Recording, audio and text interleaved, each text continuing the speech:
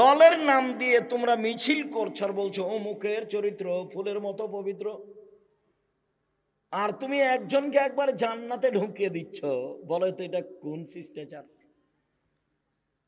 বিগত বছর চাঁপাইনবাবগঞ্জ কানসাটে একদিন প্রোগ্রামে গেছি, তা আমাকে বলছেন যে আপনি আমাদের নেত্রীর জন্য দোয়া করবেন। তা আমি অবাক হয়ে গেলাম। আমি বললাম, দুঃখিত, আপনার কথায় আমি অবাক হয়ে গেলাম। আমি জাতির কাছে কোনোদিন বিক্রি হইনি, আপনার কাছে বিক্রি হতে হবে এরকম হিসাব আমার মাথাতে নেই। আমি মুসলিম পুরুষ নারীর জন্য দোয়া করি। আপনি যেভাবে বলেছেন সেভাবে আমার দেহে শ্বাস থাকাকালীন সম্ভব নয়। বলেন কি? আপনাদের নেত্রীর বয়স ৪৫ মিনিট।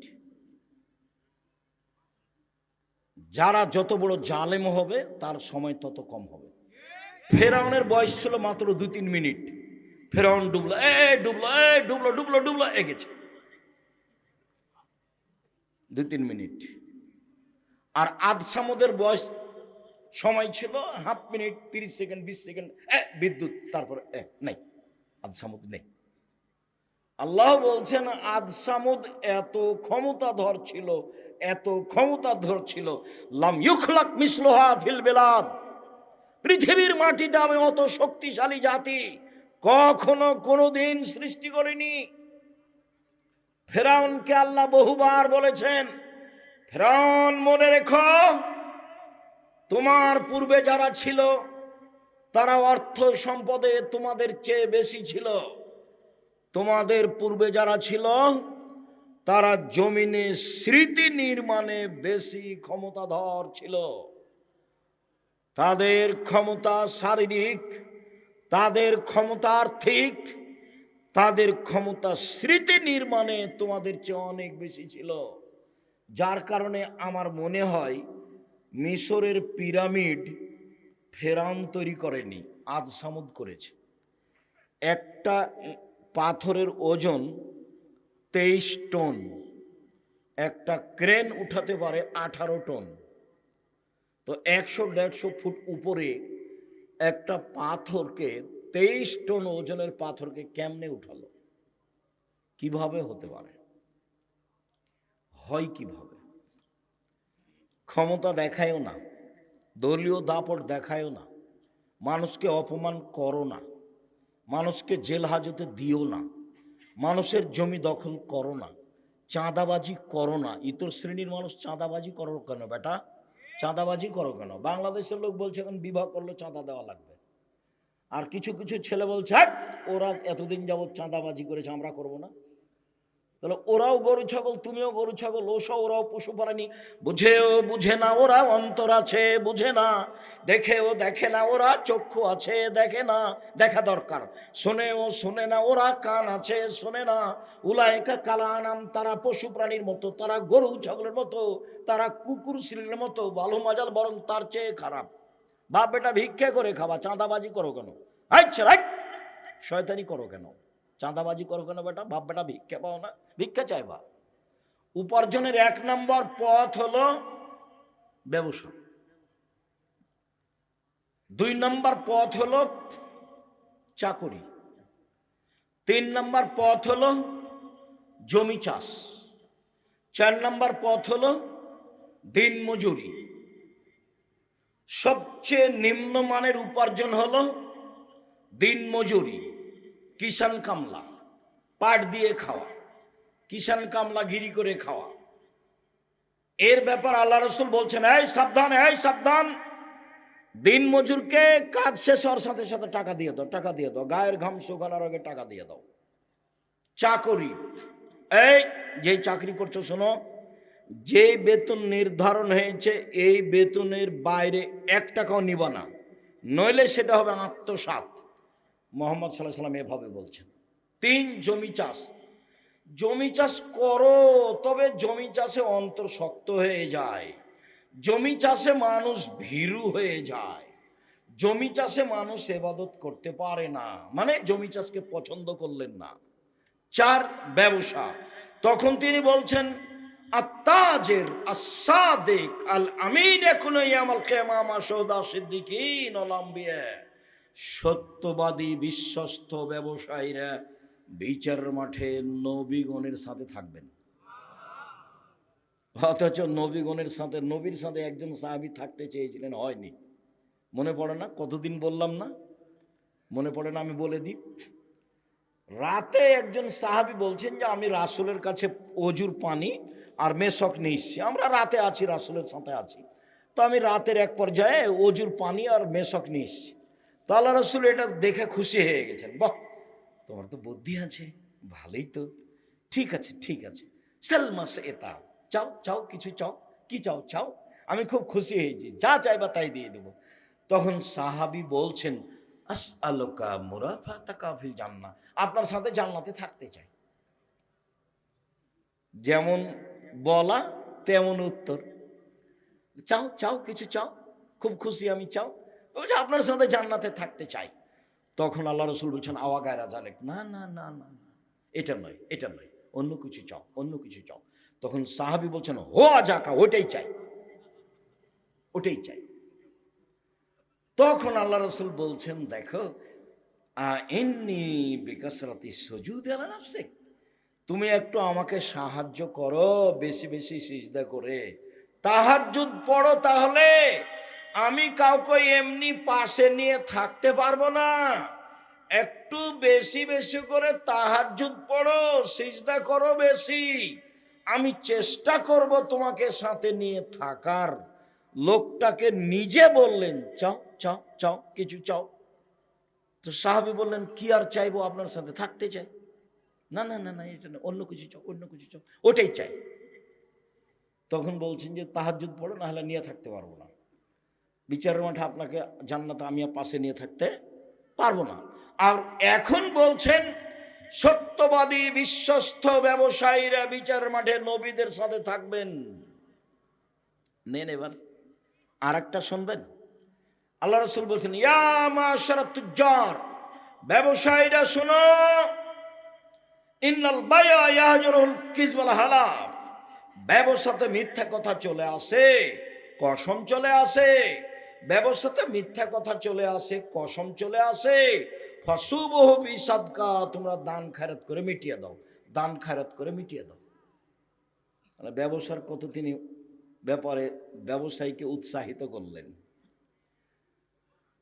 চকলেট বিক্রিও ব্যবসা, বাদাম বিক্রিও ব্যবসা, কলা বিক্রিও ব্যবসা, জাপান থেকে মাল নিয়ে এসে চট্টগ্রামে নামিয়ে ঢাকাতে নিয়ে আসা ব্যবসা।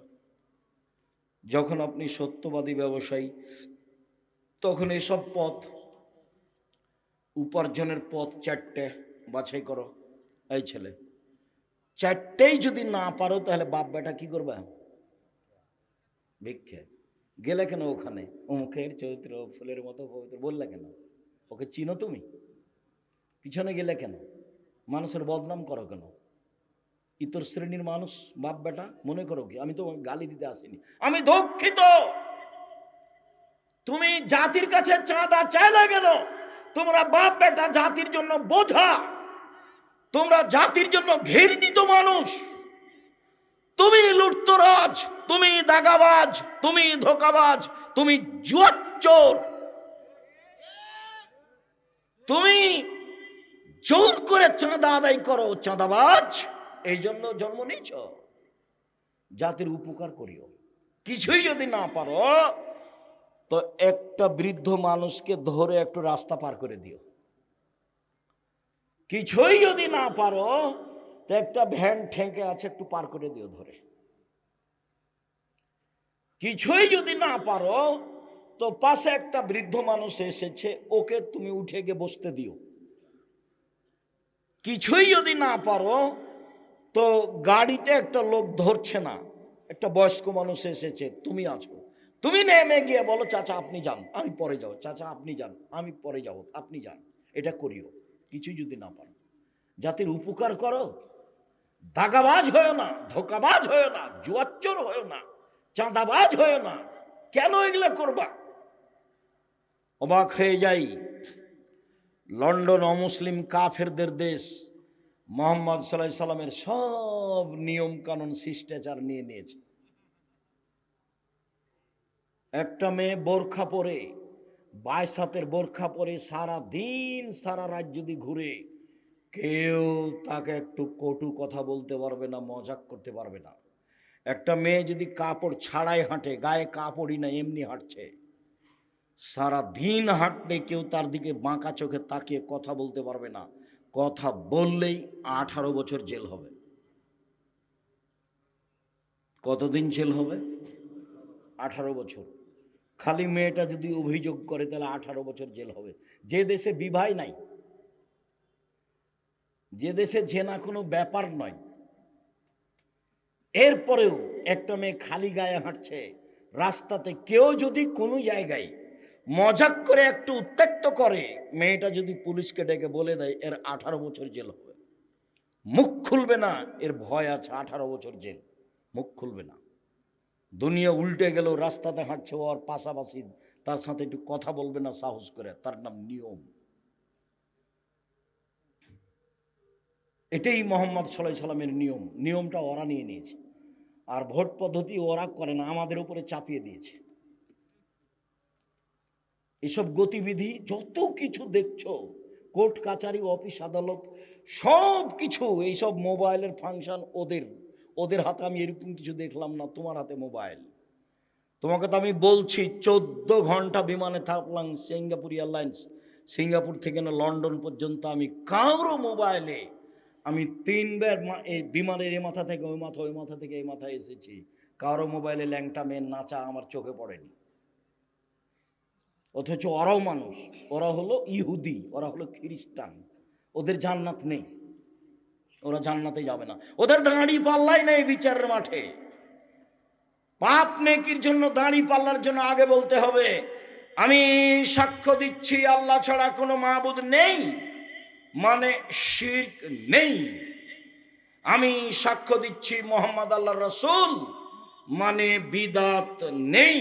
এই দুইটা সাক্ষী ছাড়া কারো পাপ নেকি বিচারের মাঠে ওজন হবে না। হিন্দুদের পাপ নেকি ওজন হবে না, তারা এটা সাক্ষী দেয়নি। ইহুদিদের পাপ নেকি ওজন হবে না, তারা এই সাক্ষী দেয়নি। খ্রিস্টানদের পাপ নেকি ওজন হবে না, তারা এই সাক্ষী দেয়নি। কাদিয়ানীদের পাপ নাকি ওজন হবে না, তাদের সাক্ষী কেটে গেছে। শিয়াদের পাপ নাকি ওজন হবে না, তাদের সাক্ষী কেটে গেছে। তোমরা যারা নাটোরে বসবাস করছো, এরকম যদি দিনরাত বড় বড় শিরক করো, তাহলে সাক্ষী কেটে গেছে। কি বলি, দিনরাত আমাদের দেশের স্কুলে ছেলে মেয়ে বলছে ও কালিমা তোমার আকাশ, ও কালিমা তোমার বাতাস। আমি তো 30 বছর আগে বলেছি তোর বাপের আকাশ। কই কই আপনার ছেলে মেয়ে তো বললো না কোনোদিন ওর নাকি খুব মেধা ভালো, ও নাকি বড় ডাক্তার, ও নাকি বড় ইঞ্জিনিয়ার, ও নাকি সমাজের শিক্ষিত মানুষ। দুইজন মিলে তো খুব গল্প করলেন। কতদিন যে আপনার গল্প আমি বিমানে আর ট্রেনে শুনলাম, রাস্তাঘাটে খালি স্বামী স্ত্রী যাকে পাই তার সাথে গল্প করে। বন্ধু বান্ধবকে বলে দোস্ত শুনেছ আমার ছেলে তো গোল্ডেন পেয়েছে, আমার ছেলে তো বড় ডাক্তার। ঠিক আছে, বড় ডাক্তার মানে জানেন আপনি প্রায় ওই কোম্পানির ওষুধ লিখেছে যে কোম্পানি তাকে টাকা দিয়েছে, তখনও সে বড় ডাক্তার। ধোঁকাবাজ, ও ধোঁকাবাজ। চুরি করে তখনও বড় ইঞ্জিনিয়ার, ও হলো চোর, টাকাটাই লস। এখন বাপ বেটা মিলে আপনারা কেমন জানেন, বাপ বেটা মিলে চাঁপাইনবাবগঞ্জের ভাষাতে আমও গেল, ছালাও গেল, কাঁদতে কাঁদতে দুই চোখও গেল। জীবনটাই এটাই। সম্মানিত দিনী ভাই বোন, বলছিলাম আগামী পরশু থেকে সিয়াম শুরু হবে। ইবাদতের জগতে সবচেয়ে দামি ইবাদত সিয়াম। বৃহস্পতিবার সোমবার সিয়াম থাকতেন আল্লাহর নবী। কেন? সাপ্তাহিক রিপোর্ট পেশ করা হয় আল্লাহর কাছে। মুহাম্মদ সাল্লাল্লাহু আলাইহি সাল্লাম চাইতেন সাপ্তাহিক রিপোর্ট আল্লাহ আমার সিয়াম অবস্থায় দেখুক। দেখো দেখো আমার আমলটা দেখো, এই যে সোমবার আজকে সিয়াম ছিলাম, নেও বৃহস্পতিবারে সিয়াম থাকবেন, নাও রিপোর্ট নাও, দেখো সিয়াম অবস্থায়। সিয়াম অবস্থায় রিপোর্ট দেওয়া কে ভালোবাসতেন? মুহাম্মদ সাল্লাল্লাহু আলাইহি সাল্লাম। বাৎসরিক রিপোর্ট সিয়াম অবস্থায় দেওয়া কে ভালোবাসতেন? মুহাম্মদ সাল্লাল্লাহু আলাইহি সাল্লাম। তাই একটানা 15 দিন সিয়াম থাকবেন।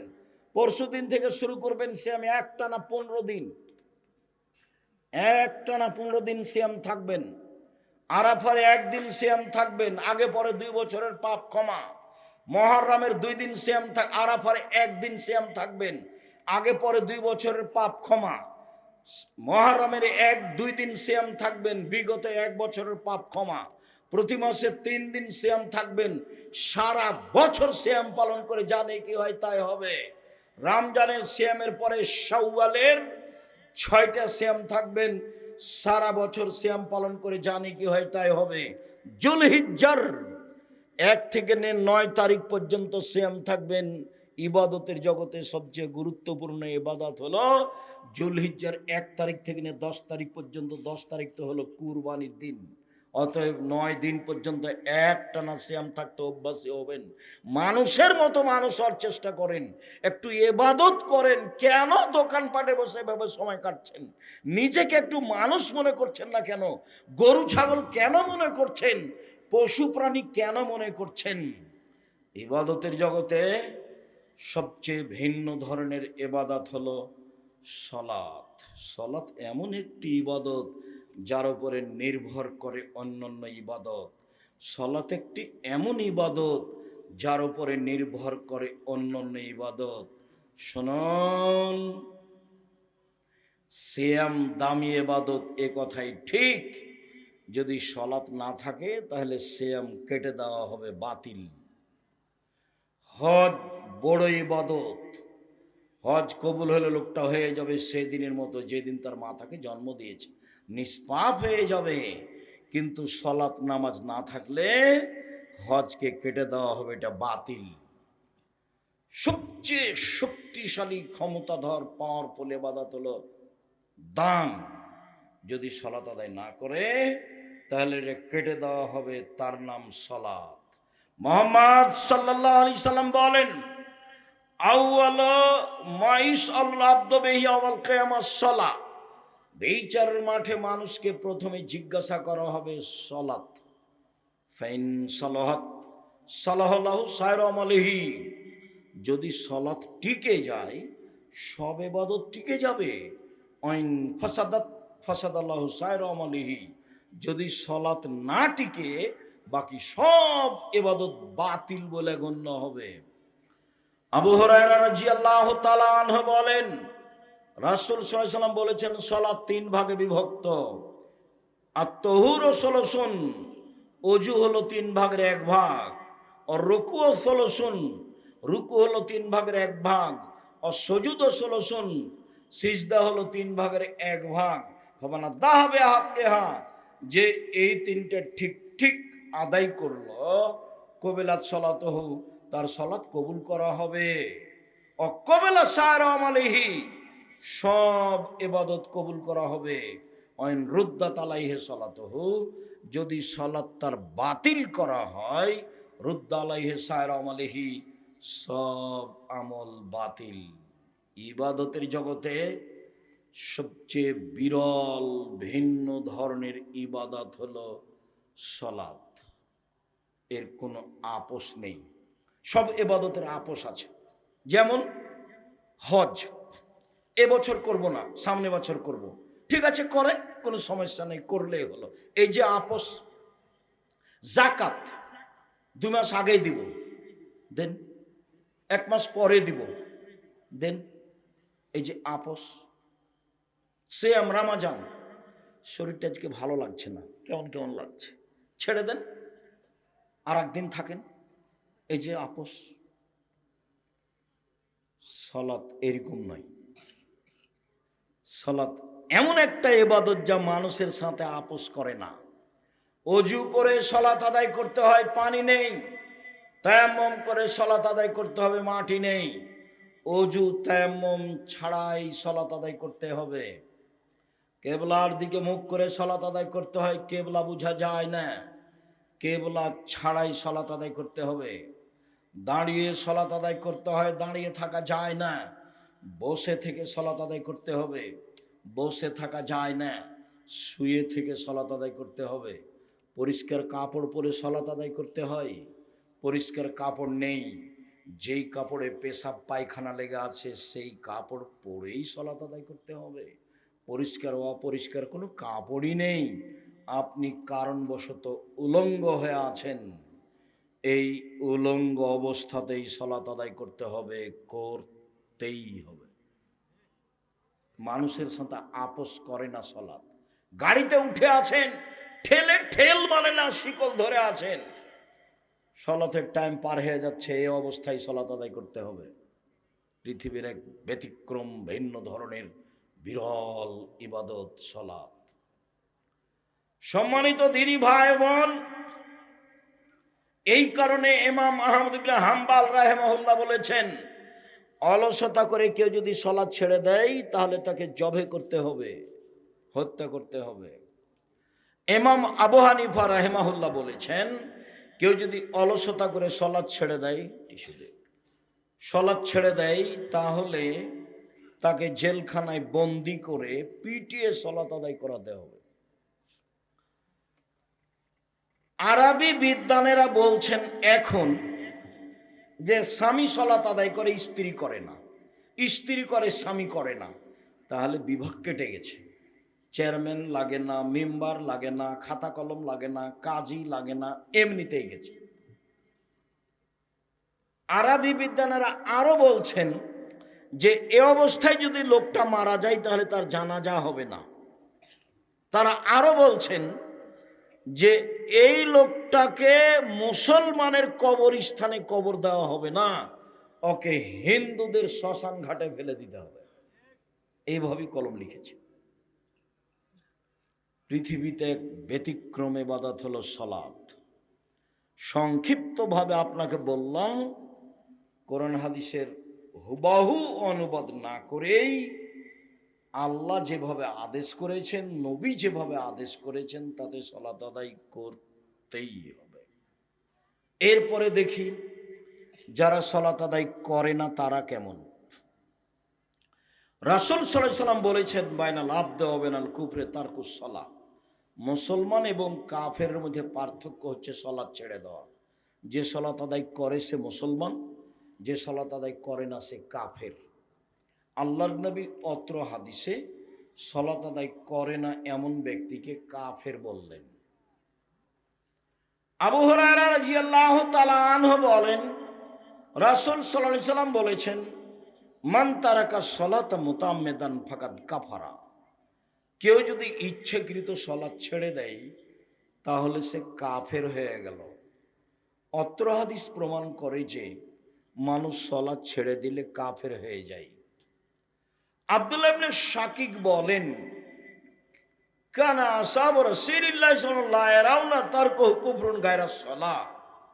সাহাবীগণ সালাত ব্যতীত অন্য কিছু ছেড়ে দিলে কাফের মনে করতেন না। হজ না করলে কাফের মনে করতেন না, মনে করতেন এ বড় পাপী। যাকাত না দিলে কাফের মনে করতেন না, মনে করতেন এ বড় পাপী। কিন্তু সালাত না পড়লে সাহাবীগণ বলতেন এ হলো কাফের। সালাত আদায় করে না যারা, তারা কাফের। এরপরে বলি, সালাত আদায় করে কিন্তু রাসূলের পদ্ধতিতে করে না, তারা কেমন? এক খেয়ালে চেয়ে থাকবেন। আমরা যে লম্বা সময় কথা বলবো তা নয়। যারা যেখানে আছেন দয়া করে দোকানপাটে হোক, রাস্তাঘাটে হোক, বসতে জায়গা পান আর না পান, এক খেয়ালে আমার দিকে চেয়ে থাকেন, আমি আপনার কিছু না কিছু উপকার করবই করব ইনশাআল্লাহ। আমি শুধু আপনার জন্য এসেছি। যখন আপনি দোকানপাটে বসে থাকেন তখন আমার খুব কষ্ট হয় এবং এটাকে আমি খুব ভারী চোখে দেখি। আপনার মেয়ে যখন ভ্যানিটি ব্যাগ নিয়ে হাটে বাজারে চলে যায় তখন আমার খুব আফসোস হয়, কি এই মেয়েটার বাপ নেই, কি এই মেয়েটার কি শ্বশুর নেই, এর কি দেবর নেই, এর কি ভাসুর নেই, এর কি বোনের ছেলে নেই, এর কি ভাইয়ের ছেলে নেই, এ কি সবাইকে মেরে খেয়েছে, এ বাজারে গেল কেন, গেল কেন? কই আমরা তো কোনোদিন বাজারে যাই না, আমরা তো বেঁচে আছি। আমি আমার ছাত্র জীবন 16 বছর, আর শিক্ষক জীবন চলছে 37 বছর, আমি কোনোদিন চায়ের স্টলে বসিনি। তো মরে গেছি নাকি? বেঁচে আছি তো।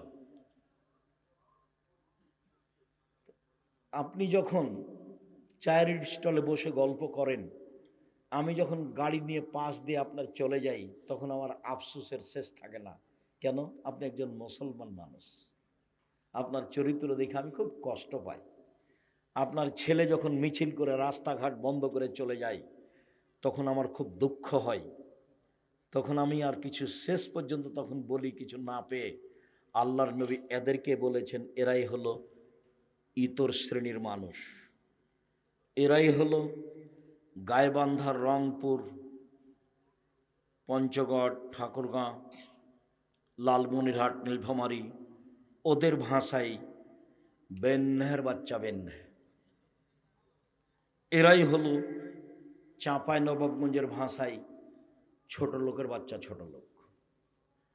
ঢাকার ভাষাটা আমি মুখে বলতে পারলাম না। এরকম কিছু মনে মনে সিদ্ধান্ত ছাড়া আপনার ছেলেকে দেখে আমার মনটা আর কিছু বলে না, খুব আফসোস হয়। কি পড়লো এ, আর বাপই তাকে কি পড়ালো? কোনটাই বা শিষ্টাচার, কোনটাই বা বিদ্যে, কোনটাই বা পরিপাটি, কোনটাই বা সাজগোজ, কোনটাই বা পাহারা। এই ছেলে মায়ের কাজ কয়টা গো? 1 বিদ্যে, 2 শিষ্টাচার, 3 পরিপাটি সাজগোজ করে রাখা, 4 পাহারাদার। কোনটা করেছে তোমার মা? তোমার চুলটা শুধু ওপর দিকে আছে, ছাতা হে সব দিকে চাঁচা আছে। এইটা কোন সাজগোজ বলো তো দেখি? তোমার মা আছে? তোমার মাকে দেখো। আমি আফসোস করে বলছি, তোমার মা, এটা আমি বিশ্বাস করি, কিন্তু আমার মনটা চাই যে তুমি চাচি বলে ডাকবা। তোমার মাকে বলবা চাচি, তোমার মা যদি বলে একই কথা, তখন তুমি বলবা আম্মা দুঃখিত, কি আর বলি, আপনাকে চাচি বলতে আব্দুর রাজাক বিন ইউসুফ বলেছে। কেন? যে আমার মাথার চুল এরকম হয়ে আছে সেই জন্য। কেন? যেমন প্যান্টটা টাকনোর নিচে আছে সেই জন্য। এই যে আমার বোন নখ বড় করে রেখেছে সেই জন্য। দেখেন, আপুকে ডাকেন, তুমি বলবে তোমার আম্মাকে, আপুকে ডাকেন, আপুকে ডাকেন, দেখেন আপুর নখটা কি হয়ে আছে, বড় হয়ে আছে। নখে কি আছে? নেইল পালিশ আছে। ও তো ইহুদি খ্রিস্টানদের পতিতালয়ের মেয়েদের বৈশিষ্ট্য। ইহুদি খ্রিস্টানদের পতিতালয়ের মেয়েদের বৈশিষ্ট্য, ভরু তোলে চিকন করা আছে। তুমি বলো তোমার মাকে যে আপুকে ডাকেন। আপনাকে যদি মা বলে ডাকি তো গুনাহ হবে। আপনাকে যদি আম্মা বলে ডাকি তাহলে কি হবে? গুনাহ হবে, যে আপনি তো মা নন। মা তো এইরকম, এই পিঠের চামড়া তুলে দেবো। কোথায় গেছিলে? পাহারাদার। তখন কেমন বলেছি? পাহারাদার মানে ওর মা ফরজ সালাত আদায় করেছে বাড়িতে, সুন্নাত পড়তে যাবে, আল্লাহ আকবার বলতে যাবে, তখন ছেলে বলছে আসসালামু আলাইকুম। এই মা সুন্নাত পড়তে পাবে না, সুন্নাত বন্ধ করে বলে দে, বন্ধ করে বলবে আহমদ দেরি হলো কেন? 20 মিনিট এশার সালাতের পরে মসজিদ থেকে আসতে দেরি হলো কেন? এইটা তল্লাশি চালানো মায়ের ফরজ, আর এই সুন্নাত পড়া মায়ের জন্য সুন্নাত। আপনি এখন বলেন ছেলের তল্লাশি চালাবে না সুন্নাত পড়বে? সুন্নাত পড়তে পাবে না। কি করবে মা? তল্লাশি চালাবে। কেন? মা কাকে বলে? পাহারাদার, স্টিল পাহারাদার। এ কথা আমি বলিনি, দেখো এটা মোহাম্মদ সাল্লাল্লাহু আলাইহি সাল্লাম বলেছেন। তোমার মা দায়িত্ব পালন করে না, তুমি একটু সহযোগিতা করো তোমার মায়ের দায়িত্ব পালনের। তুমিও সন্তান। আমি যতবারই বলি তুমি তোমার মাকে খালা বলে ডাকো, এটা মানাবে না, তুমি তোমার মাকে আম্মা বলেই ডাকো। আমি দুঃখে বলেছি, আফসোস করে বলেছি, এটা আমার মৌলিক কথা নয়। তোমাকে দেখলে, তোমার অবস্থা দেখলে, তোমার বোনের অবস্থা দেখলে আমার আফসোস হয়। সব আফসোসটা তোমার বাপের উপরে, তোমার মায়ের উপরে হয়। সম্মানিত দিনী ভাই বোন, আল্লাহ তাআলা বলেন ফাওয়াইলুল লিল মুসাল্লিন, যারা সালাত আদায় করে ঠিকঠাক সুন্দর করে করে না, ওদের জন্য অয়েল নামক জাহান্নাম সুনিশ্চিত। ওরা সালাত আদায় করেও জাহান্নামে যাবে। রাসূল সাল্লাল্লাহু আলাইহি সাল্লাম বলেন, যে ব্যক্তি ঠিক মতো সালাত আদায় করলো, বিচারের মাঠে তার জন্য সালাত আলো হবে, বাঁচার মাধ্যম হবে। যদি সময় মতো রুকু সিজদা ভালো করে সালাত আদায় না করে, তাহলে সে বিচারের মাঠে ফেরাউনের সাথে থাকবে। পৃথিবীতে সবচেয়ে বড় বদ মানুষ ফেরাউন। পৃথিবীর ইতিহাসে এত বড় বদ মানুষ কেউ জন্ম নেয়নি। ফেরাউনই বলেছে একবার মুসা আলাইহিস সালামকে, মুসা লাইনিত্তাখাযতা ইলাহান গায়রি লাজালান্নাকা মিনাল মাসজুনিন, তুমি যদি আমাকে বাদ দিয়ে কাউকে আল্লাহ বলো, তাহলে আমি ফেরাউন তোমাকে জেলখানায় বন্দি করে দেব। এই ফেরাউনই একবার মুসা আলাইহিস সালামকে বলেছেন, মুসা মা আলিমতু লাকুম মিন ইলাহিন গায়রি, আমি ব্যতীত তোমাদের আর কোনো আল্লাহ আছে এই কথা আমি জানি না। এই ফেরাউনই একবার মুসাকে বলেছে, মুসা আনা রাব্বুকুমুল আলা, আমি হচ্ছি তোমাদের সবচেয়ে বড় আল্লাহ, আমি হচ্ছি তোমাদের সবচেয়ে বড় প্রতিপালক। এগুলো ফেরাউনের ভাষা। এইরকম ভাষা পৃথিবীতে অতীতের কারো নেই। ফেরাউনের ব্যাপারে আল্লাহর একটা বক্তব্য আছে। আল্লাহ বলছেন, ফেরাউন আলিয়াউমা নুনাজ্জিকা বিবাদানিকা লিতাকুনা লিমান খালফাকা আয়া, তোমার শরীরটা আমি রেখে দিলাম ফেরাউন, কিয়ামত পর্যন্ত তোমার শরীর মাটিতে খাবে না, তোমার শরীর পশু প্রাণী খাবে না, মাছ হাঙ্গর পানির কোনো কিছু তোমাকে খাবে না, তোমাকে দেখে মানুষ উপদেশ গ্রহণ করবে। এই কথা আল্লাহ ফেরাউনের ব্যাপারে বলেছেন, পৃথিবীর কোনো মানুষের ব্যাপারে বলেননি।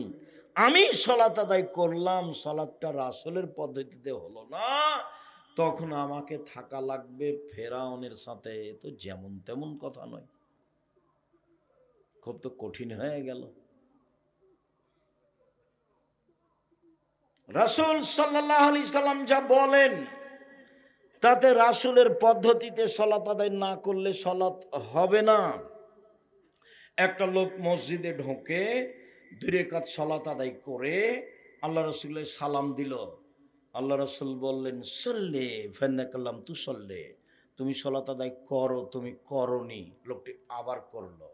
আল্লাহ রাসূল বললেন, তুমি সালাত আদায় করো, তুমি করনি। লোকটি আবার সালাত আদায় করলো। আল্লাহ রাসূল বললেন, তুমি সালাত আদায় করো, তুমি করনি। তখন লোকটি বলছে, আল্লিমনি কাইফা উসাল্লি, আপনি আমাকে সালাত শিখিয়ে দেন, আমি এর চেয়ে ভালো করে সালাত আদায় করতে জানি না। আল্লাহ রাসূল তাকে রুকু সিজদার কথাটা বলে দিলেন। আমি আপনাকে বলতে চাচ্ছি, হাদিস তো বুখারী মুসলিম। আল্লাহ রাসূল তাকে বললেন না, হ্যাঁ সালাত আদায় করেছো, খুব একটা ভালো হয়নি। হ্যাঁ তুমি সালাত আদায় করেছো, তবে রুকু সিজদায় ভুল হয়েছে, ঠিক হয়নি। এইভাবে বললেন না। কি বললেন? বারবার বললেন যে সালাত আদায় করো, করনি। করেছেন তো?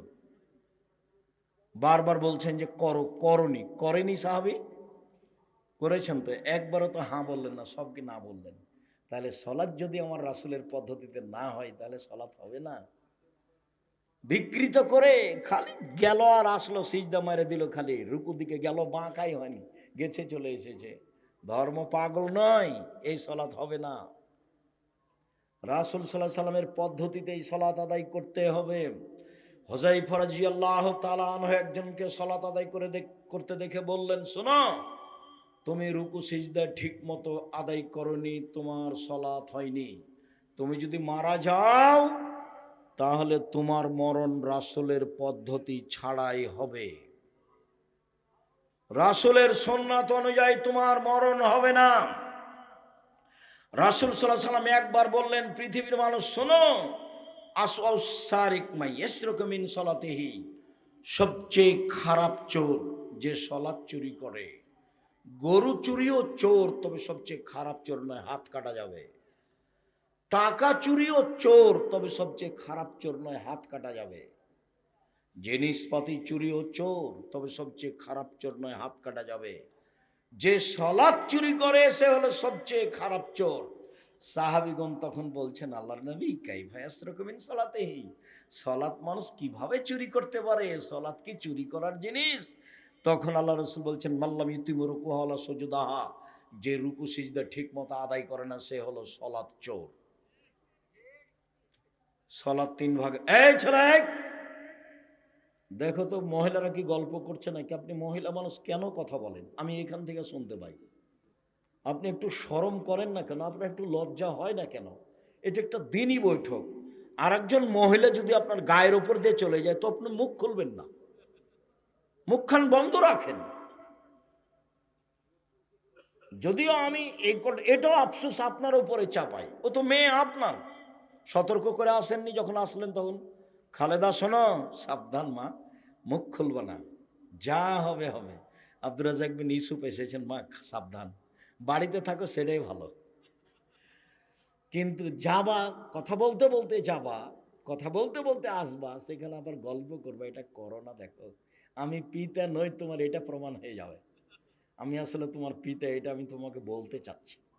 মুখখান বন্ধ রেখো, কানটা লাগিয়ে রাখো, দেখো কোনো উপকার হয় কিনা।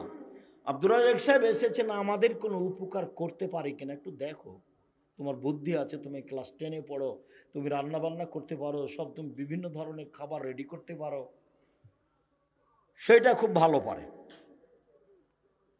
নখ যেমন বড় রাখতে পারে, খাওয়াও তেমন বিভিন্ন রান্না করতে পারে। ওই কাগজ কলমে দেখে দেখে, মোবাইলে দেখে দেখে রান্না করে, বাস। আপনিও খুশি, ওর মাও খুশি, সবাই খুশি, ভাইয়েরাও খুশি। আপু আজকে এটা করো তো আপু, এটা করো তো আপু, এমন কিছু বানায়, ভাই বোন সবাই খুশি, আপনিও খুশি। আমি দুঃখিত, কি করতে পারি আমি? কি উপকার করতে পারি আমি? আপনার জন্য এসেছি, কি উপকার আমি করতে পারি? আপনি আমার দিনী ভাই, আপনার স্ত্রী আমার দিনী বোন, আপনার ছেলে মেয়েকে আমি নিজের ছেলে মেয়ের মতো মনে করি। কিভাবে তাকে জাহান্নাম থেকে বাঁচানো যায়? বাংলাদেশের মাটিতে ছেলে মেয়ে ঘুম থেকে উঠে গিয়ে বলছো কালিমা তোমার আকাশ, কেমনে জাহান্নাম থেকে বাঁচা যাবে? আমি বলিনি, আমি বলবো না, আমার ছেলে মেয়েকে আমি বলতে দিই না। দেহের সংস্থাকালীন ঠাকুরের গান বলবো না। ঠাকুর বাঙালিদের শত্রু, ঠাকুর মুসলমানের শত্রু, ঠাকুর ঢাকা বিশ্ববিদ্যালয়ের শত্রু, ঠাকুর জাতির শত্রু। ভারত বাংলাদেশ পাকিস্তানের মুসলমান যেদিন ইংরেজদের হাতে নির্যাতিত, সেদিন ঠাকুর লন্ডনে মুচ পাকায়। সেই ঠাকুরের গান আমি বলবো? আমার মুসলমান ভাই বোন কি এই দীর্ঘ 100 বছর থেকে এমন কাউকে জন্ম দিতে পারেনি যে বাঙালি ছেলে মেয়েদের জন্য একটা গান তৈরি করবে? এমন কি ছেলে নাই? এমন কোন শিক্ষিত মানুষ এদেশে নাই? কত কত কোটি মানুষ এখন? 18 কোটি মানুষ। 18 কোটি মানুষের কারো ছেলে মেয়ে নাই একটা, যার মুখের গানটা একটু চলে স্কুলে? ছি ছি ছি ছি ছি ছি ছি, নাউজুবিল্লাহ মিন জালেক। মনে রেখো, আমি আব্দুর রাজ্জাক বিন ইউসুফ দেহে সংস্থাকালীন ঠাকুরের গান মুখে উচ্চারণ করব না। ঠাকুরের গান আমি বলার জন্য জন্ম নিইনি, ঠাকুরের গানকে উৎখাত করার জন্য জন্ম নিয়েছি। সিলেট কোর্টে উপস্থিত হলাম, 5,000 কোটি টাকার মামলা। কি? আমি বলেছি ও কালিমা তোমার আকাশ, ও কালিমা তোমার বাতাস, তোর বাপের আকাশ। এই কথা বলে আমি ঠাকুরের নিন্দা করেছি, তাই মানহানির মামলা। কাঠগড়ায় যখন দাঁড়ালাম তখন জজ আমাকে বলছে, আপনি কি পিস টিভির আলোচক? আমি বললাম জি। আপনার মামলাটা খারিজ করে দিলাম। আমি ঠাকুরের নিন্দা করিনি। ঠাকুর আবার কে? আরে ঠাকুর তো হিন্দু মানুষ, ঠাকুর আবার কে? ঠাকুরের গান আমি গাইবো কেন? ঠাকুরকে আমি জপবো কেন? অসম্ভব হতে পারে না। আমার দেহে সংস্থা গেলে নেতা করতে পারি না। আমি মুসলিম চির রণবীর, মরণকে করি না ভয়, মরলে শহীদ বাঁচলে গাজী আমার উভয় সমান। মরাও যতটুকু, বাঁচাও ততটুকু, মরলেও জান্নাতি বাঁচলেও জান্নাতি, উভয় আমার সমান। আমি মুসলিম চির রণবীর। আমি ঠাকুরের গানকে কবর দিতে এসেছি, ওকে জাতির সামনে রাখতে আসেনি। ঠাকুর আবার কে? সম্মানিত দিনী ভাই বোন, বলছিলাম রাসূল সাল্লাল্লাহু আলাইহি সাল্লাম যা বললেন তাতে রাসূল সাল্লাল্লাহু আলাইহি সাল্লামের পদ্ধতিতে সলাত না হলে সলাত হবে না। কিভাবে পড়তে হবে? আল্লাহ রাসূল বললেন, সাল্লু কামা রাআইতুমুনি উসাল্লি, তোমরা সলাত আদায় করো যেভাবে আমাকে সলাত আদায় করতে দেখছো। বুখারী মুসলিম। আল্লাহ রাসূল কি বেঁচে আছেন? মদিনায় গিয়ে একটু দেখে আসবো রাসূল কিভাবে সালাত আদায় করছেন। আল্লাহ নবী যে বললেন, পৃথিবীর মানুষ তোমরা সালাত আদায় করো যেভাবে আমাকে করতে দেখছো। তা আমরা কি মদিনায় গিয়ে রাসূলকে দেখে আসবো? এখন কি তিনি বেঁচে আছেন? তাহলে পদ্ধতি কি, পরামর্শ? আমার পক্ষ থেকে 3টে পরামর্শ। এক, বাংলা বুখারী মুসলিম দেখে সালাত ঠিক করেন। এ দেখবেন না, ব্র্যাকেট দেখবেন না, আর টিকা দেখবেন না। বুঝাতে পারিনি কথা। বাংলা বুখারী দেখবেন, মুসলিম দেখবেন, কিন্তু কি দেখবেন না? ব্র্যাকেট দিয়ে যেটা ঘেরা লেখা আছে ওটা দেখবেন না। আর কি দেখবেন না? টিকা দিয়ে নিচের যেটা লেখা আছে সেটা দেখবেন না। তাহলে রাসূলের সালাতটা হুবাহু বুঝতে পারবেন যে এটাই রাসূলের সালাত, কোনো সন্দেহ নেই। 3টা পরামর্শ। 2, রিয়াজুস সালেহিন নাম শুনেছেন? এটা অনেকদিন পরে লেখা হয়েছে, 500 হিজরির দিকে। রিয়াজুস সালেহিন প্রায় সব হাদিসই ঠিক, প্রায়। এইখান থেকে সালাত ঠিক করেন, এইটা আমার আন্তরিক অনুরোধ। 3, আমার পরামর্শ, বাঙালি ভাই বোন যারা সালাতের উপরে বই লিখেছেন তাদেরটা পড়েন। আমি আব্দুর রাজ্জাক বিন ইউসুফ ভাষা জানি না, পড়াশোনা জানি না, কোনো রকম করে ছেঁচড়া মেচড়া করে কিছু করি আর বলি। সেই সুবাদে আমি লিখেছি রাসূল সাল্লাল্লাহু আলাইহি সাল্লামের সালাত বনাম প্রচলিত সালাত। আমি একবারে হাতে নাতে, হাতে খড়ির মতো করে যেভাবে রাসূল সাল্লাল্লাহু আলাইহি সাল্লামের সালাতটাকে বাংলা ভাষায় একবারে হুবাহু সাজানো যায় সেভাবে সাজিয়েছি। একটু পড়ে দেখেন আপনি, তাতে যেগুলো জাল হাদিস, জৈব হাদিস সেগুলো না করা আছে। এটা আমার পরামর্শ। আর আগের 2টা আমার অনুরোধ। কি দেখে বই সালাত ঠিক করবেন? বাংলা বুখারী মুসলিম, তারপরে রিয়াজুস সালেহিন, এটা আমার অনুরোধ। আর শেষেরটা আমার পরামর্শ। বাঙালি ভাই বোনদের দেখেন, দেখতে পারেন আপনার বিশ্বাস হলে। পরামর্শে আমি আব্দুর রাজ্জাক বিন ইউসুফ আপনাকে খুব কাছে থেকে সালাত শিখিয়ে দেওয়ার জন্য রেখেছি, লিখেন। আর সব বক্তব্য আপনি এই উপদেশ বইয়ে পাবেন। আর আবদুল্লাহর বইটা এখন দেখেন, আবদুল্লাহর কিন্তু আজকে প্রোগ্রাম এটা, আবদুল্লাহর প্রোগ্রামে আমি এসেছি। আপনারা যেভাবে জানেন, আমি অবশ্য রাস্তায় অবগত হলাম। আবদুল্লাহ গত শনিবার থেকে নিয়ে বৃহস্পতিবার পর্যন্ত এনটিভির বক্তব্য রেকর্ডিংয়ে ব্যস্ত আছে। কোন টিভি? এনটিভিতে বক্তব্য রেকর্ডিংয়ে ব্যস্ত আছে গত শনিবার থেকে নিয়ে সামনে বৃহস্পতিবার পর্যন্ত। যার কারণে আপনাদের সাথে সাক্ষাতে কিছু বলতে চাইলেও পারেনি।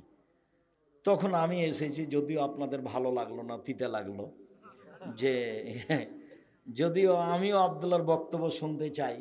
আমার বক্তব্য তার বক্তব্য হলে আমার কাছে অনেক কথা ধরা পড়ে, যেটা আমি হাদিস বলেছি কিন্তু আমি এভাবে বলিনি, ওটা আমি বুঝতে পারিনি ওইভাবে। যেমন ওর মুখের বক্তব্য শুনে আমি সুদ কি জিনিস বুঝেছি। আমি তার আগে সুদের কত বক্তব্য দিয়েছি, কোরআন হাদিস এগুলো শক্তভাবে বলেছি, কিন্তু সুদকে আমি এভাবে বুঝতে পারিনি। একদিন বলছে যে সুদে টাকা কমে যায় কেন? আল্লাহ বলছেন সুদে টাকা কমে যায়, নবী বলছেন সুদ খেলে মানুষ নিঃস্ব হয়। তো আমরা তো বলে আসলাম, আমি এটাও বলেছি যারা সুদ খাবে তাদেরকে একদিন না একদিন ভিক্ষুক হতেই হবে। আমি এইভাবে বলে চলে গেছি, শেষ করেছি। এক, আল্লাহ বলেছে সুদ খেলে টাকা কি হবে? কমে যাবে। আর আল্লাহ নবী বলেছেন সুদ খেলে মানুষ কি হবে? নিঃস্ব হয়ে যাবে। আমি তখন বলেছি 2টার সমন্বয়ে, যে সুদ খাবে তাকে একদিন না একদিন ভিক্ষা করে খেতেই হবে। যেহেতু তার টাকা পয়সা থাকবে না, তখন নিরুপায় ভিক্ষা করবে, এটা আমি বুঝেছি। এখন আব্দুল্লাহ বলছে টাকা কমে যায় কেন? কেন? টাকার জন্ম, মুদ্রার জন্ম, পাউন্ডের জন্ম, রিয়ালের জন্ম, ডলারের জন্ম, বিনিময়ে তাকে ব্যবহার করতে হবে। এই জন্য 1 কেজি বেগুন নিলাম, বিনিময়ে টাকা দিলাম।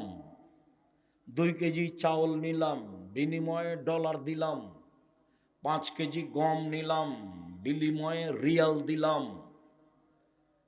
5 কেজি তরি তরকারি আলু নিলাম, বিনিময়ে টাকা দিলাম, তাহলে টাকা কেন জন্ম হয়েছে? কেন আল্লাহ তাকে সৃষ্টি করেছেন? বিনিময়ে ব্যবহার করার জন্য। যখন টাকা দিয়ে টাকা নেবেন তখন কি বিনিময় হলো? আপনি কি দিয়ে কি নিলেন? এটা তো আর বিনিময় হলো না, তখন টাকার উপরে জুলুম করা হলো। সভাপতি সাহেবকে এখানে বসতে দিয়েছেন, মুরব্বী মানুষ, যদি এখন বলেন যে নিচে বসেন, তো উনি তো ভাববেন ইন্না লিল্লাহ, এরা তো আমাকে অপমান করলো। তখন উনি থাকবেন চুপে, ধীরে হেঁটে চলে যাবেন, না রে এখানে থাকা যাবে না। কেন? উনি বুঝবেন যে আমাকে কি করা হলো? ছোট করা হলো, খাটো করা হলো। তো টাকাকে যখন খাটো করা হলো, তাকে অপমান করা হলো, ওকে আল্লাহ যেই জন্য সৃষ্টি করেছেন তাতে ব্যবহার করা হলো না, তখন টাকা ধীরে চলে যাবে। এই জন্য আল্লাহ বলেছেন সুদ খেলে টাকা কমে যাবে। এই জন্য আল্লাহ নবী বলেছেন সুদ খেলে মানুষ কি হবে? নিঃস্ব হবে। আর আমি দুইটার সমন্বয়ে বলেছি, মানুষ যদি সুদ খায় তাহলে এক পর্যায়ে তাকে কি করতে হবে? ভিক্ষা করতে হবে। আমি তখন তার বক্তব্যে বুঝলাম, ও কথা তো ঠিকই, ওকে তো বিনিময়ে ব্যবহার করতে হবে। সুদ খেলে তো বিনিময় হয় না, হুবাহু ওটা দিয়ে ওটা নেওয়া হয়। ঠিকই তো কথা। এই জন্য বক্তব্য করলে আমিও বক্তব্য পাশ থেকে খুব কান লাগিয়ে শোনার চেষ্টা করি। সাল্লু কামা রাআইতুমুনি উসাল্লি। আল্লাহু আকবার। আল্লাহ আকবার বলার পূর্বে বিসমিল্লাহ চলবে না। সবচেয়ে পাওয়ারফুল শব্দ আল্লাহ আকবার। দুই পায়ের মাঝে ফাঁকা রাখতে হবে, শরীরের ভারসাম্য বজায় রেখে যতটুকু লাগে। মহিলা বৈঠকে মহিলারা বলেছে, চাঁপাইনবাবগঞ্জের মহিলারা, বুবু নামাজে যখন দাঁড়াবা বুবু, তখন দুই পায়ের গোলালি জমা করে নিও বুবু, নইলে লজ্জা স্থানের যোগাযোগ বুবু মাটির সাথে হবে, মাটি অভিশাপ করবে। বুবুর সব কথাই নাকি বোখারিতে আছে। মিথ্যা কথা, একবারে ডাহা মিথ্যা কথা। বুবু পায়জামা পরে থাক, না হয় শাড়ি পরে থাক, না হয় ছায়া পেটিকোট পরে থাক, যা পরে থাক থাক, এখানে কোনো কথা নেই। কাপড়টা টাকনুর নিচে থাকবে, এটা হলো কথা। কাপড়টা গোড়ালি পর্যন্ত চলে যাবে, এটা হলো কথা। বুঝাতে পারিনি কথা? যা পরে থাকবে থাকবে। মহিলা পুরুষ সবাই দুই পায়ের মাঝে কতটুকু ফাঁকা রাখবে? শরীরের ভারসাম্য বজায় রাখতে যতটুকু লাগে। কথা বুঝতে পারেননি? আল্লাহ আকবার। আল্লাহ আকবার বলার পূর্বে যদি পেশাব পায়খানার কাজ থাকে, যান পেশাব পায়খানার সময় বলবেন বিসমিল্লাহ আল্লাহুম্মা ইন্নী আউযু বিকা মিনাল খুবুসি ওয়াল খাবায়েস। যদি বিসমিল্লাহ সহ বলে তাহলে শয়তান ক্ষতি তো দূরের কথা দেখতে পাবে না, ও কানা হয়ে গেছে। বিসমিল্লাহর এত ক্ষমতা। পেশাব পায়খানা যখন শেষ হবে তখন বলবেন গোফরানাকা, আল্লাহ তুমি আমাকে ক্ষমা করো। জরুরি কথা। টয়লেটে ঢুকলেই তাসবিহ তাহলিল জিকির আজকার নিষেধ, এ কথা নয়। টয়লেট ঢুকে আপনি বলেন বিসমিল্লাহ আল্লাহুম্মা ইন্নী আউযু বিকা মিনাল খুবুসি ওয়াল খাবায়েস। যখন বসলো তখন থেকে না এবাদত বান্দিগি জিকির বন্ধ। যখন উঠলো গোফরানাকা বলে তখন চালু হয়ে গেল। অতএব আপনি ওই টয়লেটের ভিতরে বিসমিল্লাহ বলেন, দোয়া পড়েন, কোনো সমস্যা নেই। অজু করেন, অজু করার পরে দোয়া পড়েন, কোনো সমস্যা নেই। চলবে না কতক্ষণ পর্যন্ত বুঝেন তো? কখন থেকে কখন? বসা থেকে উঠা পর্যন্ত। বিসমিল্লাহ আল্লাহুম্মা ইন্নী আউযু বিকা মিনাল খুবুসি ওয়াল খাবায়েস। বসছেন, বসলেন, বন্ধ। আর জিকির আজকাল নেই, তাসবিহ তাহলিল নেই। এবার পানি খরচ করে উঠছেন, গুফরানাকা এখন চালু হয়ে গেল, করেন। পানি দিয়ে পবিত্রতা অর্জন করবেন। পানি না থাকলে ঢেল টিস্যু পেপার, আগে ঢেল টিস্যু পেপার পরে পানি, এটা মিথ্যে। পানি দিয়ে পবিত্রতা অর্জন করে হাত মাটিতে মেজে নেবেন, সাবান দিয়ে মাজেন, যেটা দিয়ে মাজেন মাজেন, রাসূল সাল্লাল্লাহু আলাইহি ওয়াসাল্লাম বললেন। বাম হাতে পেশাব পায়খানার পরে পানি খরচ করবেন। লোকটাকে আমি বললাম, ভাইজান ডান হাতে চা খান, ভান ডান হাতে খান। তো মন খারাপ করে বলছে বাম হাত হাত নয়, বাম হাত হাত নয়। তখন যখন পানি খরচ করবে তখন ডান হাত লাগালে হয় না? তো তখন তো আরও পানি খরচ করছে না। এখন আমি আর কি বলি? তো ওর পরিবেশ আর খাটো করলাম না, ওই পর্যন্তই থাকলাম। দেখেন, এটা আল্লাহ রাসূলের কথা। এই ছেলে বাম হাতে তো হাত, তাই না? তো পানি খরচ করার সময় ডান হাত করলে কি হবে? এটাও তো হাত। মুহাম্মদ সাল্লাল্লাহু আলাইহি সাল্লামের নিয়ম, মোহাম্মদ সাল্লাল্লাহু আলাইহি সাল্লামের নিয়ম, এক গ্লাস পানি পান করলে কয়টা বিধান লাগে? 5টা। ইসলাম এসেছে জাহেলিয়াতকে ঠেকিয়ে দিয়েছে।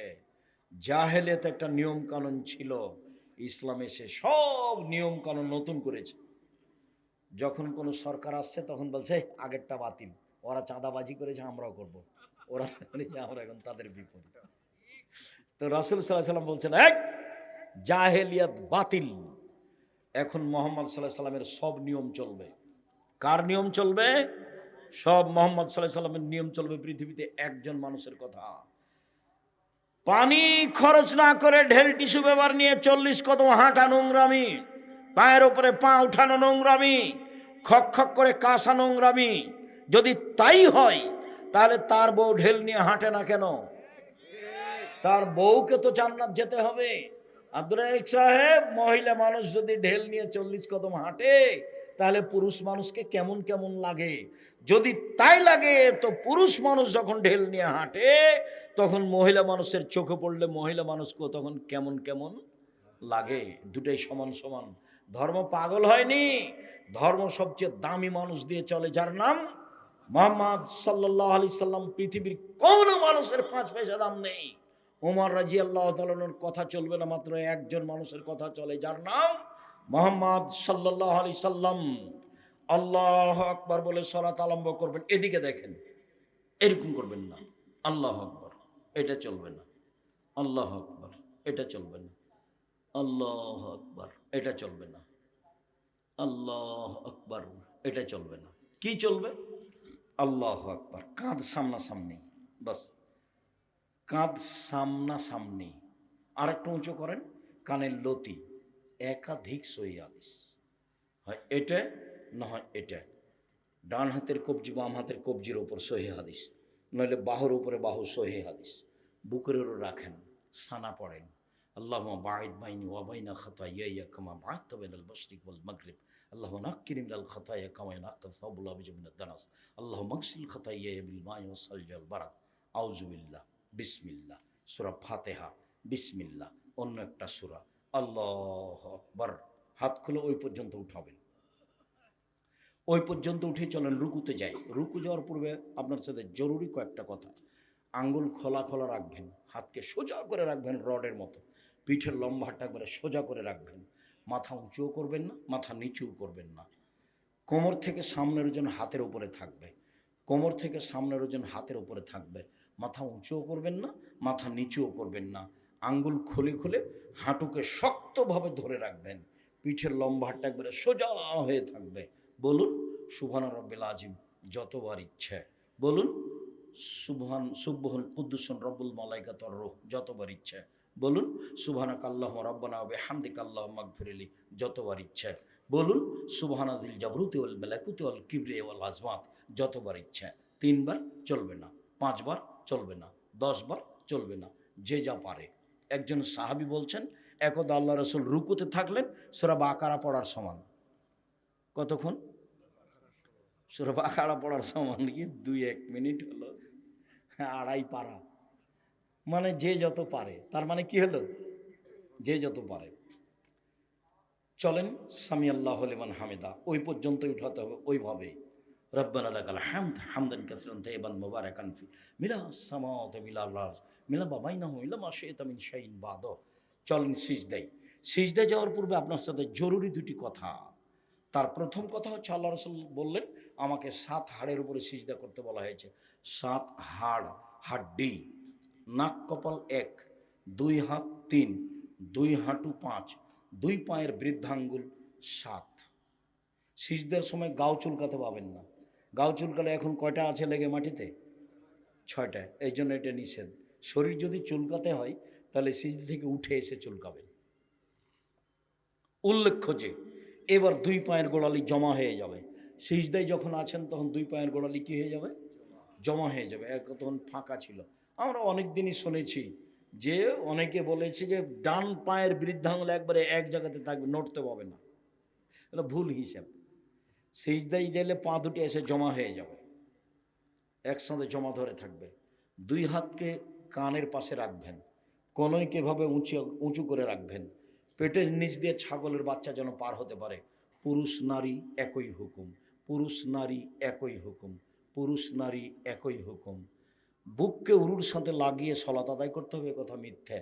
চাঁপাইনবাবগঞ্জের মহিলা বৈঠকে বলছে, বুবু যখন সিজদাতে যাবা বুবু, হাতি যেমন মাটিতে পড়ে যায় তেমনি একবারে মাটিতে পড়ে গিয়ে বুককে উরুর সাথে লাগিয়ে আঁটো সাঁটো হয়ে সিজদা করিও বুবু।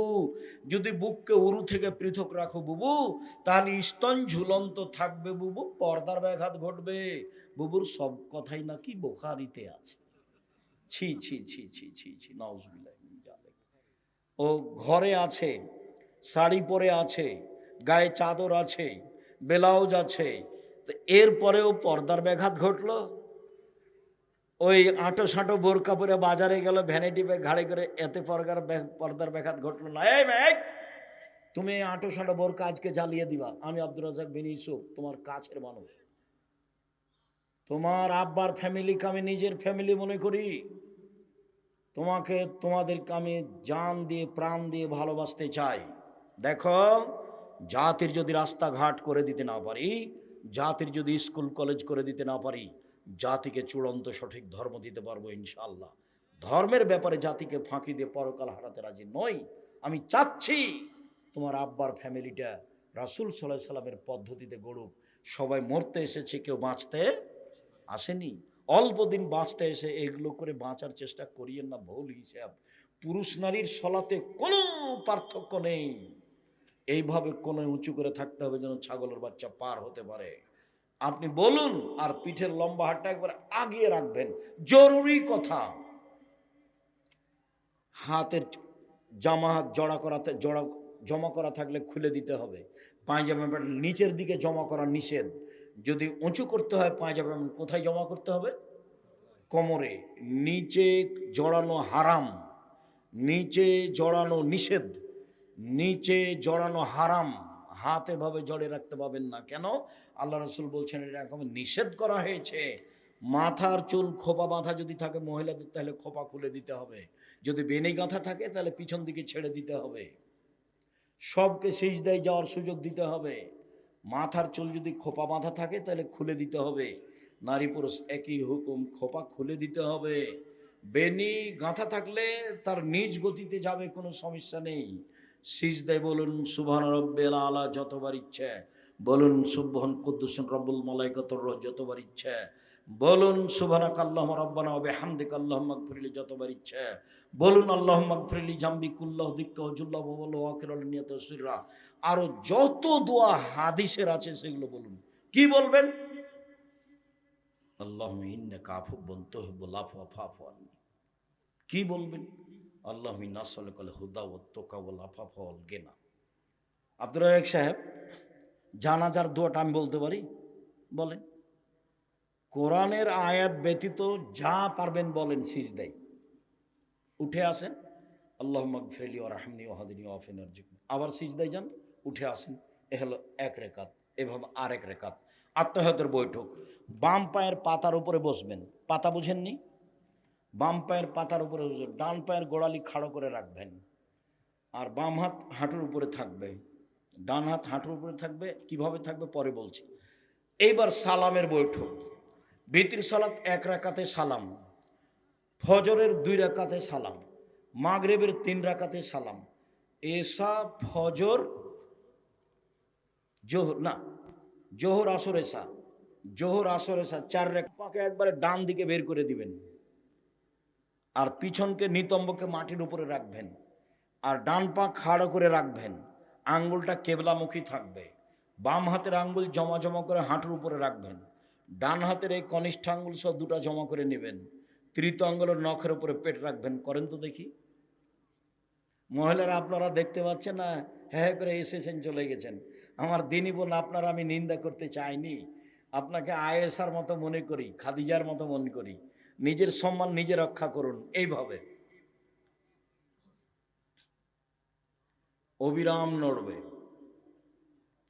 একবার ইল্লাল্লাহর সমাতে নড়বে, এরপর মানে জাল ভুয়া হাদিসও নেই, দুনিয়াতে কোনো হাদিসই নেই। সব সময় নড়বে, শয়তানকে আঘাত করা হবে।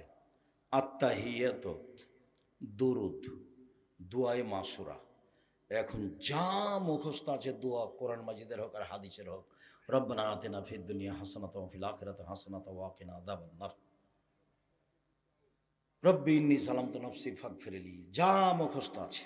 আর আমার একটা পরামর্শ আছে, বলেন তো সেটা কি? রব্বির হামহুমা কামা রাব্বায়ানি সাগীরা। সালাম ফিরার পূর্বে একটু বলে, জি, সালাম ফেরার পূর্বে বলবেন, আগে পিছে হলে কোনো সমস্যা নেই। প্রথম তো তাশাহুদ, তাশাহুদ তো বুঝি। দ্বিতীয় হলো দুরুদে ইব্রাহিম। আর তৃতীয়, আমরা চাঁপাইনবাবগঞ্জের মানুষ, আমরা বলি দোয়ায়ে মাসুরা।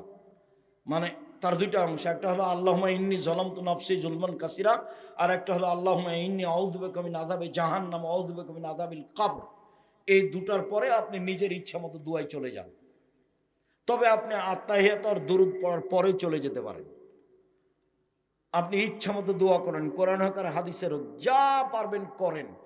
আমি একটা পরামর্শ দিয়েছি, রব্বির হামহুমা কামা রাব্বায়ানি সাগীরা। আসসালামু আলাইকুম রহমতুল্লাহ, আসসালামু আলাইকুম রহমতুল্লাহ। এরপরে যা হবে তা জিকির হবে। সম্মানিত দিনী ভাই বোন, আগামী পরশু থেকে নফল সিয়াম থাকার প্রাণপণে চেষ্টা করবেন, আমার আন্তরিকভাবে অনুরোধ। বৃহস্পতিবার সোমবার সিয়াম থাকবেন। আর আজকের আলোচনার পরে বই পুস্তক এখানে গাড়িতে আছে, যে আলোচনা করছিলাম সলাতের বইয়ে আছে, আর সব বক্তব্য উপদেশ বইয়ে আছে।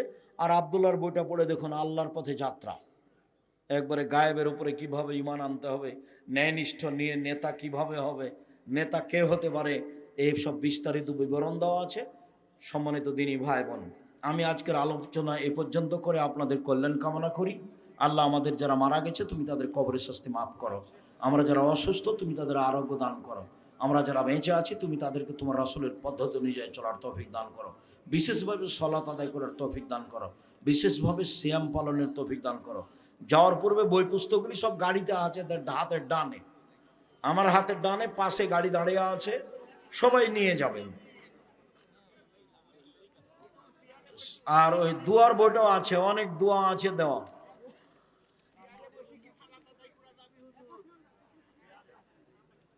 চেয়ারে বসে যায়, তবে উত্তম শরীরের গতিতে পড়া, কেবলার দিকে পা বাড়িয়ে দিয়ে বসে বসে করবে। আমি একজন নবমুসলিম, আপনার দিনী বোন, আমার কাছের একজন মানুষ, সে আমাকে প্রায় কিছু টাকা দিয়ে সহযোগিতা করতেন। আমি জানি না সে আমাকে ধার দিয়েছে নাকি একেবারে দিয়েছে। গত কয়েক বছর আগে তিনি ইন্তেকাল করেছেন, কিন্তু আমি সেই টাকা পরিশোধ করিনি। বর্তমানে তার স্বামী সন্তান আছে, তাদেরকে জানলে সমস্যা হতে পারে। যেহেতু তিনি স্পষ্ট করেননি, কাজে তোমাকে আর স্পষ্ট করা লাগবে না। বাস তুমি দানের মধ্যে ধরো, ওই চিন্তা করতে হবে না তোমাকে। এটা তো তোমরা প্রোগ্রামের ইয়েতে। বিসমিল্লাহির রহমানির রহিম। আমি একজন মা, আমার ছেলে অ্যাক্সিডেন্টে মারা গেছে। আমার ছেলের জন্য দোয়া করবেন।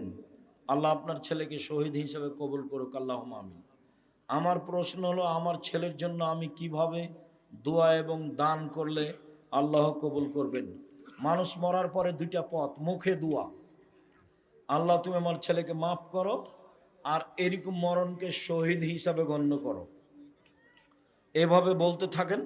আর তার নামে দান করেন, দানে কবরের শাস্তি বন্ধ হয়ে যায়। আসসালামু আলাইকুম হুজুর, আমার বিয়ের সময় কাজী সাহেব যখন বিয়ে পড়াই প্রথমবার কবুল বলতে বললে আমি কবুল বলি, দ্বিতীয়বার কবুল বলতে বললে আমি কবুল বলি, কিন্তু তৃতীয়বার কবুল বললে সঙ্গে সঙ্গে কাজী উপস্থিত সবাইকে বলে আপনারা শুনতে পেয়েছেন? সবাই বলে হ্যাঁ, কিন্তু তখন আমি বলিনি। অতঃপর আমি আজ তাদের কবুল বলি হ্যাঁ। বলার পর আসতে বলার কারণে বিয়ে হলো কি না জানাবেন। মানে তাদের ইচ্ছা হয়েছে, এরপরে আমি কবুল বলেছি। তোমাকে চিন্তা করতে হবে না, এটা একবারই যথেষ্ট। আর বিবাহের জন্য মেয়ের পিতা থাকলে আর দুইজন সাক্ষী থাকলে কিছু লাগে না, এমনিতেই বিবাহ হয়ে যায়। খালি পিতা বলবে আমি তোমাকে দিলাম আমার মেয়ে, বাস, তোমার বিবাহে কোনো সমস্যা নেই, চিন্তা করো না। আসসালামু আলাইকুম শাইখ, নগদ বিকাশ কি ব্যবসা করা যাবে? এগুলো সব সুদের মাধ্যম, নিরুপায় যেটুকু করছেন করেন, ব্যবসা করতে যায়েন না। কি এগুলো? মসজিদের জায়গা নিয়ে গন্ডগোল, ওই মসজিদে কি সালাত আদায় হবে? যদি ওর পাশে মসজিদ তৈরি হয়েছে, গন্ডগোল করে আর একটা মসজিদ তৈরি করেছে, তাহলে এখানে সালাত হবে না। মসজিদের জায়গা নিয়ে গন্ডগোল কেন? যদি অক্ষ করে না দেয় তাহলে আজ হোক কাল হোক এই জমি ছেড়ে দিতে হবে, পাশে জমি নিয়ে মসজিদ করতে হবে। আর যদি গড়িমসি করে এরকম সেরকম করে, তো গ্রামের লোক চাপ দিয়ে অন্তত একটা কাগজে লিখে নেই ওকে অক্ষ হতেই হবে, সরকারি হোক বা গ্রাম্যভাবে হোক। আর যদি নাই দেয় তাহলে এই যে মসজিদ বাদ দিয়ে মসজিদ তৈরি করতে হবে পাশে। আমি একজন 17 বছর বয়সী ক্লাস 10 পড়ুয়া, বিজ্ঞান বিভাগের ছাত্র। গত বছর 2025-এ জানুয়ারি মাস থেকে 12 বছর বয়সী ক্লাস 7-এ পড়ুয়া মেয়ের সাথে হারাম সম্পর্ক। আমরা যে হকের উপর আছি সেটা বুঝবো কিভাবে? দলিল সহ বুঝবা, দেখবা ফাজাইল আমল দেখো, দলিল প্রমাণ নেই, হাদিস হতে হবে এবং সহি এ কথা বলতে হবে। বুখারী মুসলিম বাদ দিয়ে দুনিয়ার যে কোনো হাদিস হলে কি বলতে হবে? সহি বলতে হবে। যদি না থাকে তাহলে ওই বই পড়া থেকে বিরত থাকতে হবে, এইটাই প্রমাণ। শুক্রিয়া, জাযাকুমুল্লাহ খায়ের সকল দিনী ভাই বোনকে। 2 রাকাত সালাতে তাওয়ারুক নেই, নিতম্বর উপরে বসতে হবে না, যেখানে সালাম আছে সেখানে, প্রত্যেক যেখানে সালাম আছে। তাই বললাম বিতর 1 রাকাতে সালাম, তাই বললাম ফজর 2 রাকাতে সালাম, তাই বললাম মাগরিব 3 রাকাতে সালাম, তাই বললাম জোহর আসর এশা 4 রাকাতে সালাম। যখন সালামের বৈঠক তখন নিতম্ব। শুক্রিয়া, জাযাকুমুল্লাহ খায়ের। গর্ভবতী গাভীন বকরি বা ছাগল বা গরু, গাভী, এগুলো কি বিক্রি করা যাবে? সমস্যা নেই। পশু প্রাণী প্রজনন পদ্ধতিতে পশু প্রাণী বেশি করাতে কোনো সমস্যা নেই, পেটে বাচ্চা আছে বিক্রি করাতে কোনো সমস্যা নেই। তবে একটা কথা, বাচ্চা প্রসব হয়েছে গাভীর, গাভীর বাচ্চা এক জায়গাতে বিক্রি করবেন আর গাভী এক জায়গাতে বিক্রি করবে, এটা করা হবে না। যতদিন পর্যন্ত বাচ্চা দুধ না ছেড়েছে মায়ের, ততদিন পর্যন্ত বাচ্চাকে ভিন্ন করে আর গাভীকে ভিন্ন করে বিক্রি করা নিষেধ, কঠিনভাবে নিষেধ। এই কথাটা বোঝা গেল কি বললাম? মানে গাভী বাচ্চা দুধ খায়, তো এখন দালালের কাছে দিয়েছেন, ওই একসাথে কিনে নিয়ে বেশি দাম দিয়ে বাচ্চাটা একজনের কাছে বিক্রি করেছে আর মাকে আর একজনের কাছে বিক্রি করেছে। এটা বুঝলেন না? এই কাজ করবেন না, সাবধান।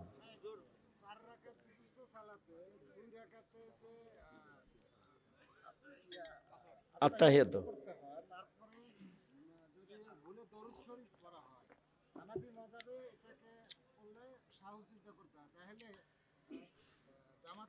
প্রতিদিন দরুদ পড়ে নিলেও সহসিজদা দিতে হবে না। দরুদ পড়ার হাদিসই আছে, পড়া লাগবে না।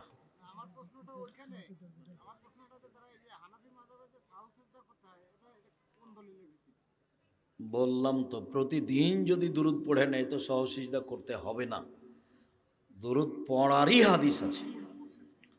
আমরা বলছি পড়া লাগবে না, পড়ে নিলে কোনো সমস্যা নাই, পড়ারই হাদিস আছে। সহসিজদা তো বহু দূরের কথা। আচ্ছা যাক, কথা শেষ করো।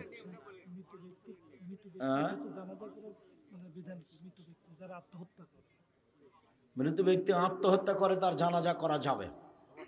ফরজ গোসলের নিয়ম, সুন্দর করে ওযু করতে হবে, আগে লজ্জা স্থান পুরুষঙ্গ স্ত্রীঅঙ্গ ধুয়ে নিয়ে হাতটা মাটিতে বা সাবানে মেজে নিয়ে সুন্দর করে সলাতে রুজু করতে হবে, পা ধোয়া বাকি রাখতে হবে।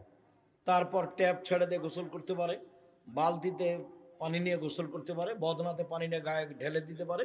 সম্পূর্ণ শরীর ধুয়ে নিয়ে পা দুটা পরে ধুয়ে নেবে। এ হলো ফরজ গোসল। কেউ মসজিদে টাকা দান করলে তার নাম মসজিদের গেটে লিখা যাবে কি না? না না, খবরদার নাই। জায়গা বা টাকা লিখলে তো তাহলে তার ছেলে মেয়ের বা তার নিজের অহংকার আসবে, তাহলে একে দিয়ে জাহান্নাম উদ্বোধন হবে। জাহান্নাম উদ্বোধন হবে 3 শ্রেণীর মানুষ দিয়ে: 1 মাওলানা সাহেব দিয়ে, 2 দানশীল দিয়ে, 3 শহীদ। হ্যাঁ, 3 জনই খুব বড় বড় মানুষ। তো যদি অহংকার আসে তাহলে 3 জন দিয়ে কি হবে? জাহান্নাম উদ্বোধন হবে। যারা জেনা চুরি ডাকাতি করেছে ওরা জাহান্নামে যাবে, তবে প্রথমে নয়, এরাই যাবে আগে। শুকরিয়া, জাযাকুমুল্লাহ খাইর। জি, আমি আপনাদের কল্যাণ কামনা করি দিনী ভাই বোন। আর নয়, মসজিদের পাশে কবর থাকলে সালাত আদায় করা যাবে? জি না। ডানে বামে সামনে পিছনে ভিতরে কোনো জায়গাতে কবর থাকলে সালাত হবে না।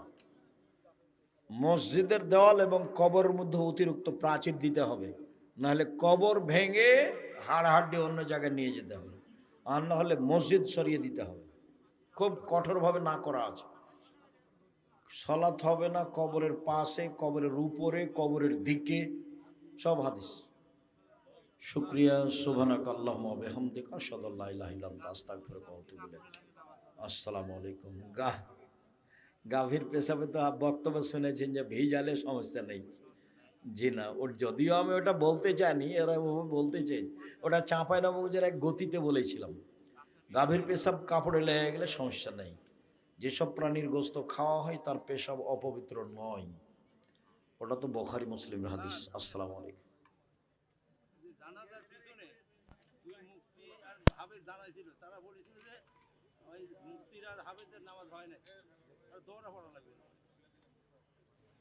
ভুল হয়েছে, যা হয়েছে হয়েছে, জানাজা দোহরে পড়তে হবে না। ঠিক আছে, চলে চলে হটকারিতা করা হয়েছে, যা হয়েছে হয়েছে, পড়তেই হবে।